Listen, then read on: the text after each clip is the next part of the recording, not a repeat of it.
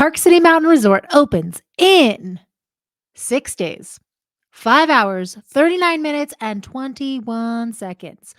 Not to say that I am counting down, but I am. I'm very excited for ski season, although I am slightly worried because I feel like we're getting a very slow start to the season.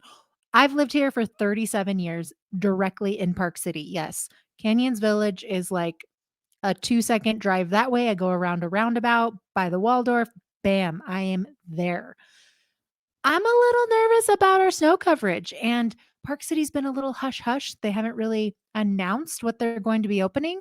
Um, so my assumption, this is an assumption, that they are opening Park City Mountain Village side. I'm going to go ahead and make a bet on what I think they're opening. I would say home run, Treasure Hollow. If maybe Treasure Hollow. It's been cold enough to blow snow. I'm going to say home run, Treasure Hollow. Canyon side, I'm going to say High Meadow and pray to God Saddleback. Um, Last year, gosh, what did they do? They've been doing weird things where they'll just open Red Pine and then they'll do chicane and then you do over and out and you do like gondola laps.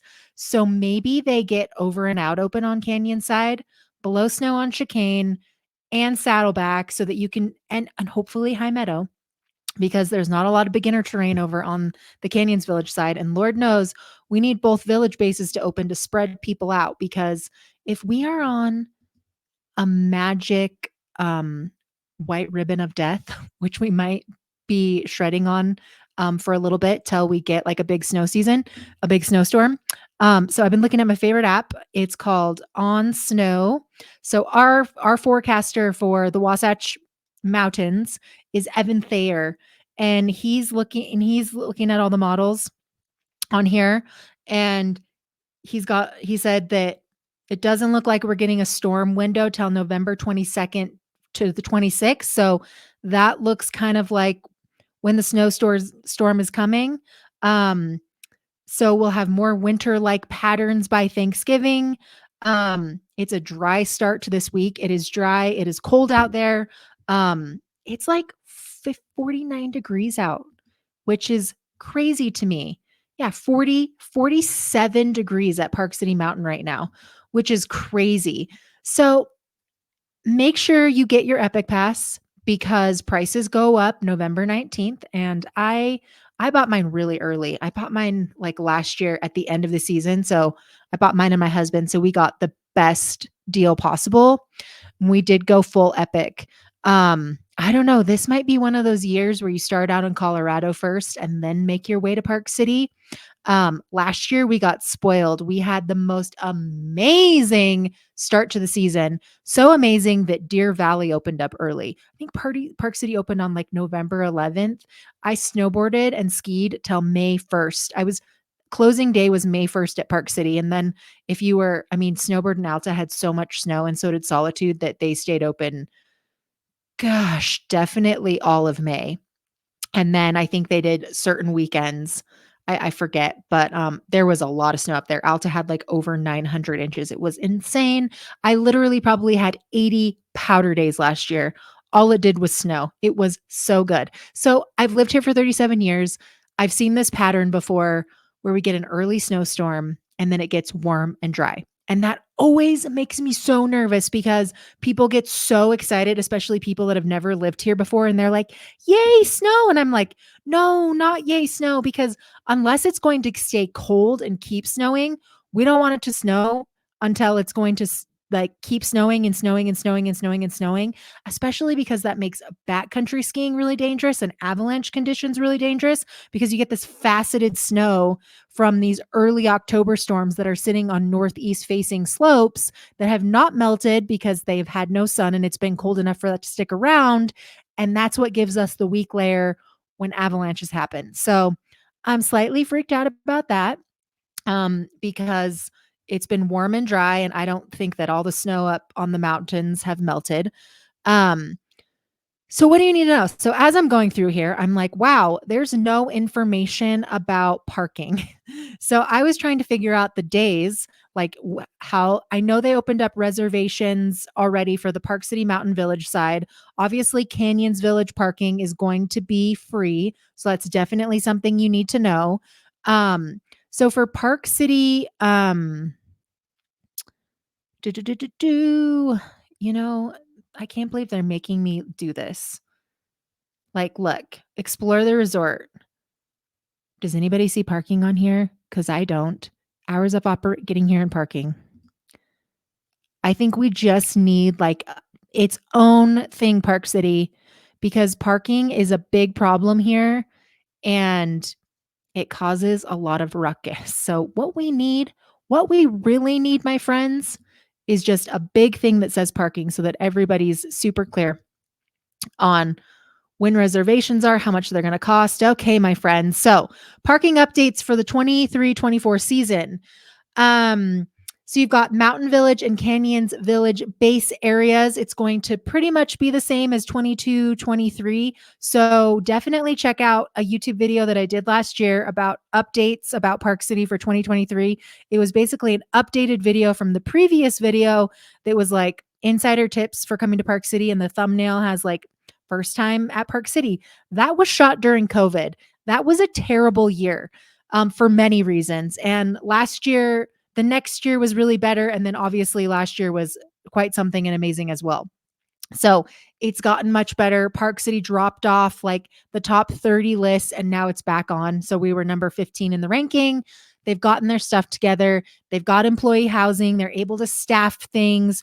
We had a lot of snow last season. People were very, very happy.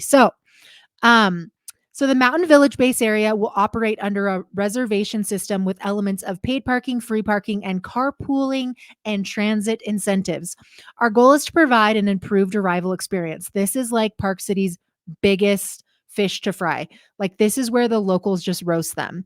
So they're trying to alleviate the congestion on 224 of all the traffic that gets backed up when people are and the adjacent neighborhoods and people are bobbing and weaving through like Thames Canyon to try and park at Park City, like those people get really irritated when you're like shortcutting through their neighborhood. I don't blame them.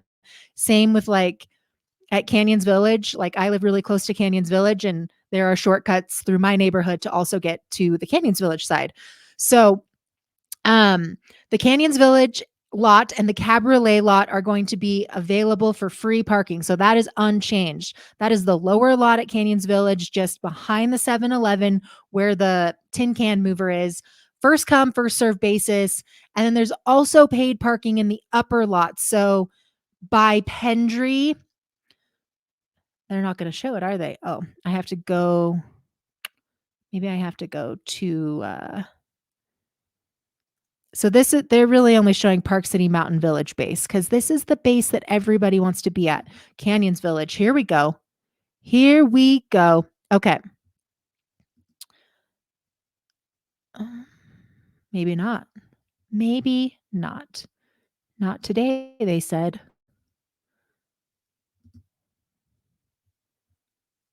It's my internet. You guys, I'm using StreamYard. I'm getting so much better at it because it's a prettier presentation than Zoom. Like it looks so much better. But I'm telling you, my internet connection, like my husband and I are considering getting Starlink because Xfinity is totally just terrible. It's terrible. And not to mention, I can't freaking stand Comcast. So, all right, looks like we're back in business. So, the Cabriolet on the Canyon side, this is the free parking lot, the lower parking village here.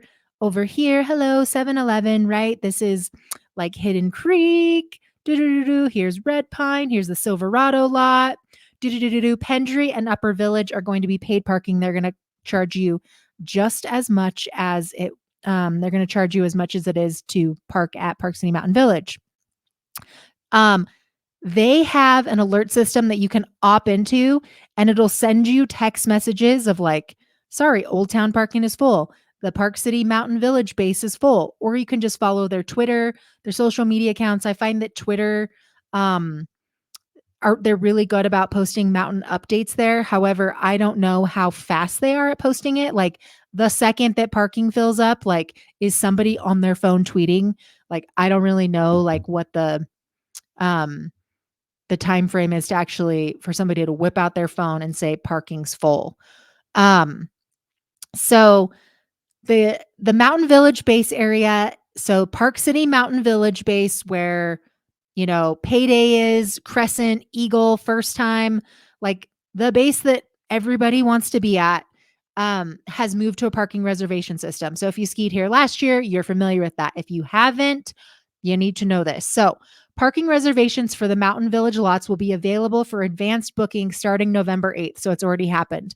Advanced reservations are required 7 days a week for vehicles that are present in the main, First Time, and Village lots. So, right? First Time, main, and Village. This is the Village garage, but parking reservation, parking reservation, parking reservation. The right side of the lower First Time lot, they are doing free reservations for carpool people, but you still have to free parking, but you still have to make a reservation. And I think you need they'll tell us. So um and this is for between 8:30 and 1 p.m. So if you're going to ski after 1 p.m., don't worry about making a reservation. You can just come up. The fee for pays reservations on the surface lots is $26.65 per vehicle. After 1 p.m., all surface lots parking are free and no reservations are required. Reservations are free for cars with 4 or more occupants. So if you have 4 or more people in your car, you still have to make a reservation, but you can park for free in a designated area. Reservations are free from December 9th through the 15th, but you have to make a reservation starting December 9th through the 15th. Then they're going to move to paid parking on December 16th all the way to April 1st.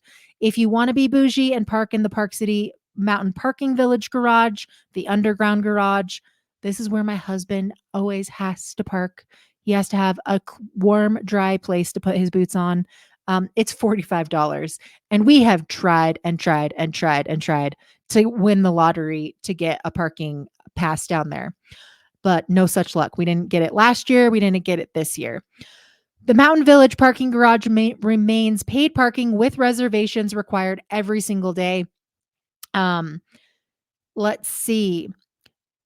If you're looking for complimentary parking, you can make a free reservation to park a vehicle with 4 or more occupants at the Park City Mountain Village base area. Um, or you can go to Canyons Village base, or you can park at the high school, or you can park out at Richardson's Flat, or you can park at Ecker Hill Middle School. Sometimes when we start getting really busy during the holiday season, during Sundance, these parking lots can fill up really, really fast. And obviously, they are encouraging you to do transportation, take the bus when you can. There were times last year when I tried to take the bus a few times and like the bus was so full that it did not come on it was running really late. And when it did make it to come pick me up, it was like already full. So there were some issues with transit. Definitely. There were a lot of people utilizing it, but they were running late and the buses were full. So I had to wait for the next bus. And I was trying to be a good Samaritan and take transit.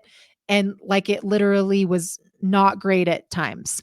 So, you can park for, let's see,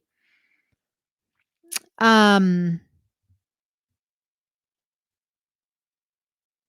no reservations will be required. Let's see. So you can park basically at the Park City Mountain Village Bayside until December 8th. And you don't have to make a reservation. And then once it's December 9th, it's still free, but you have to make a reservation. And then after that, you have to make after on the 16th, you have to pay and make a reservation. Um, oh, here's the little number. Text 435-244-7169 to opt in and receive text alerts about parking at Park City Mountain Resort. Now, I highly recommend this because if you're coming from if you are planning on driving here and parking at any of these parking lots, you are, or you're renting a car or whatever it is, you are definitely, definitely, definitely going to want to know what's going on. I highly recommend getting there early. I think last year, the kind of the secret sauce for us was we would get up early. We would park at, I'm going to give you a little secret. People are going to be mad at me for giving you the secret, but I'm going to let you in on a little secret. And it works until the buses are really crowded. So my husband and I, or me, myself, because sometimes I'm a winter widow. My husband's in the ski industry. He is a sales rep for 12 different brands. So this is his busy season. So a lot of times he only has time to ski on the weekends, which, like, I would prefer not to ski on the weekends, but I mean, twist my arm. Let's do this. I try to go every day, almost every day as much as I can. If it's even if it's just for an hour, like I'm literally not skiing 9 to 4 every single day. I'm probably skiing for an hour or two on my own each day. It's kind of like my gym. And that's how most Park City people are. And that's how they were until it became harder and harder to get to the mountain. And then people would get really upset about it, right? And then the farther you move away, like you move to Heber, you move to Camas, now you have a really long drive. Even like Summit Park, Jeremy Ranch, Pine Brook. I mean, you've got to leave early, right? It gets backed up right there at Kimball Junction. Those lights, leave early. If you walk away from anything from this video, it's leave early. Okay. So I got a little ADHD on you and I took a little detour. So if you park at Park City Mountain Village, or if you're wanting to go to Park City Mountain Village, but you do not want to pay for parking, this is a really fun hack. You park at the Canyons Village, right? You get there super, super early, like park there at 8, get there at 8, jump on the bus because there's a transit system right at the Canyons Village, right? Right next to the Sev, right below the cab. Jump on the bus, take it to Park City Mountain Resort, and start your day at Park City Mountain Resort. And then once the mountain is totally open and they open Quicksilver Gondola and both mountains are connected because we finally have enough snow and it's not like two separate mountains and you have to pick which side you want. You can actually crisscross the mountains. So once Quicksilver Mountain is open and they have enough terrain to connect the two, you can always start your day at Park City Mountain Resort and then ski back over to your car on the canyon side. And if you don't want to do that because you're not advanced enough or whatever the reason is, you can always just take the bus back. Or you could pay for parking if you wanted to, or you could start your day on Canyons Village Bayside. But I'm telling you, Canyons Village is a problem, especially if we have bad weather, because that whole entire base goes on wind hold and nobody can get up Red Pine and nobody can get up Orange Bubble because that whole base goes on wind hold. And then everybody jumps on the bus to go to Park City Mountain Resort and there's a giant line trying to take the bus over. So I always say the best thing that you can do is understand what kind of weather it's going to be. Is it going to be a powder day? Is it a holiday? Is it a weekend? Is it a day where it's going to be really busy? And then just make sure that you are getting up early. And if it's going to be a stormy day, there is a possibility, and it's going to be high winds. There is a definite possibility that the Canyons Village base could go on wind hold. Now, something that's really cool is that Pendry is going to put in another lift, right?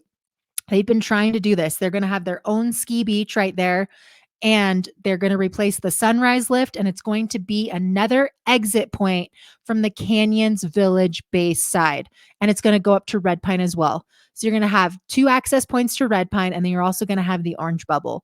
That is a huge game changer because I think what holds the Canyons Village base back is the fact that there's only 2 lifts to get everybody up and out of the freaking way. Whereas Park City has a lot more lifts at the base to spread people out and get people up and moving. You have Payday, you have Crescent, you have First Time, First Time and Three Kings don't go very far.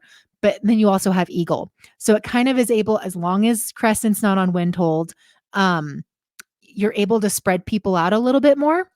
And I did notice that the reservation system at Park City Mountain really, really helped Park City. And it definitely wasn't as crowded. It was harder for people to get to. And so it was I actually enjoyed starting my day on that side more. And I love canyons. Like I love the canyon side, but because it's the free side, it tends to get really busy and the lines can be horrendous. I mean, so bad. I mean, we're talking so bad. Um, so just keep that in mind. But in other words, I have no idea what they're planning on opening for opening day. I don't know what terrain they're opening. I have been perusing their Twitter.